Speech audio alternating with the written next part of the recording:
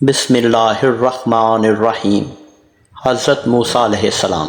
حضرت موسیٰ علیہ السلام کے والد عمران بن ثابت بن لاوی بن یعقوب تھے۔ جب حضرت موسیٰ علیہ السلام پیدا ہوئے تو ان کی والدہ نے فرعون کے ڈر سے اسے ایک صندوقچے میں بند کر کے دریا میں ڈال دیا اور اپنی بیٹی سے کہا کہ وہ اس صندوق کے ساتھ ساتھ کنارے پر چلتی جائے اور دیکھ کر آئے کہ صندوق کا انجام کیا ہوتا ہے۔ حضرت موسیٰ علیہ السلام کی بہن جس کا نام مریم تھا روتی ہوئی اپنے بھائی کے تابوت کو دیکھتی ہوئی کنارے کنارے چلتی رہی۔ صندوق چلتے چلتے فرعون کے دریائی محل تک پہنچ گیا اور ایک جھاڑی میں جا پھنسا۔ فرعون کی بیوی آسیہ اس وقت دریا کی سیر کر رہی تھی۔ اس کی نظر جب جھاڑی میں پھنسے ہوئے صندوق پر پڑی تو حیران رہ گئی اور سوچنے لگی کہ ضرور اس میں ہیرے جواہرات وغیرہ ہوں گے۔ اس نے فوراً ایک کنیز کو حکم دیا کہ وہ جلد جا کر اس صندوق کو اٹھا کر لائے اور اس کے ساتھ کچھ کنیزیں اور بھی چل دی تاکہ دیکھ سکیں کہ صندوق میں کیا ہے۔ جب وہ سب کنیزیں جمع ہو کر صندوق کو دریا سے نکال کر باہر لائیں تو ان میں موسیٰ علیہ السلام کی بہن مریم بھی جا ملی تاکہ دیکھ سکے کہ اس کے بھائی کے ساتھ کیا سلوک کیا جاتا ہے۔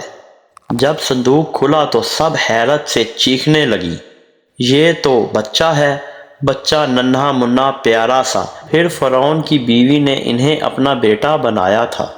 فرعون نے جب یہ بات سنی تو اپنی بیوی آسیہ کے پاس پہنچ کر پھنکارنے لگا۔ دراصل پچھلے دنوں میں فرعون نے ایک خواب دیکھا تھا اور پھر اس خواب کی تعبیر کے بارے میں اسے پتہ چلا تھا کہ بنی اسرائیل کی قوم میں ایک ایسا لڑکا پیدا ہوگا جو مصر کی عظیم و شان سلطنت کو تباہ و برباد کر دے گا۔ اس کے ساتھ اس کا بھائی بھی ہوگا جو اس کے بازو کی قوت بنے گا اور اس کا ساتھ دے گا۔ چنانچہ فرعون نے اس بچے کو محل میں جگہ دینے سے صاف انکار کر دیا۔ بیوی نے شوہر کی جب یہ کیفیت دیکھی تو بولی کہ ایسے پیارے بچے کو قتل کرنا کسی طرح مناسب نہیں۔ اگر تمہارا خیال ہے کہ یہ وہی اسرائیلی بچہ ہے جو تمہارے خواب کی تعبیر بنے گا تو ہماری محبت اور تربیت اسے ہمارے حق میں فائدہ مند بنا دے گی، لہٰذا کیوں نہ اسے ہم اپنا بیٹا بنا لیں۔ یہ سن کر فرعون نے بیوی کی بات سے اتفاق کیا اور اسے قتل کرنے کا ارادہ ترک کر کے محل میں پرورش کی اجازت دے دی۔ یہ تمام حالات دیکھ کر موسیٰ علیہ السلام کی بہن مریم دوڑتی ہوئی گھر پہنچی اور تمام قصہ اپنی ماں کو سنا دیا۔ ماں کی ممتا پہلے ہی بچے کے لیے بے قرار تھی۔ موقع غنیمت جان کر محل میں پہنچ گئی تاکہ بچے کو دودھ پلانے کا کام انجام دے سکے۔ محل میں پہنچنے پر انہیں حکم دیا گیا کہ بچے کو جلد دودھ پلاؤ تاکہ بچے کی بھوک ختم ہو سکے۔ اس طرح وہ اپنے بچے کی پرورش کرنے لگی۔ فرعون کے محل میں پرورش پا کر جب موسیٰ علیہ السلام شباب پر پہنچے تو آپ نہایت خوبصورت اور بہادر انسان تھے۔ چہرے سے خاصا جلال ٹپکتا تھا اور گفتگو سے خاصی عظمت ظاہر ہوتی تھی۔ ایک روز حضرت موسیٰ علیہ السلام نے فرعون کے دربار میں پہنچ کر کہا، اے فرعون، میں تمام جہانوں کے پروردگار کا بھیجا ہوا رسول ہوں۔ زمین اور آسمان اور جو کچھ ان میں پایا جاتا ہے ان سب کا پروردگار میرا خدا ہے۔ اس کے بعد فرعون نے حضرت موسیٰ علیہ السلام کو قتل کرنے کا ارادہ کیا۔ اس کا خیال تھا کہ اگر موسیٰ علیہ السلام کو قتل کر دیا تو پھر اسے کسی کا خطرہ نہ ہوگا، لیکن اسے اپنے مقصد میں کامیابی نہیں ہوئی اور پھر اللہ تعالیٰ کے حکم پر حضرت موسیٰ علیہ السلام اور حضرت ہارون علیہ السلام اور ان کی قوم ظالم فرعون کے مظالم سے آزاد ہوئے اور مصر کا شہر رامیز چھوڑ کر طاقات ہجرت کر گئے۔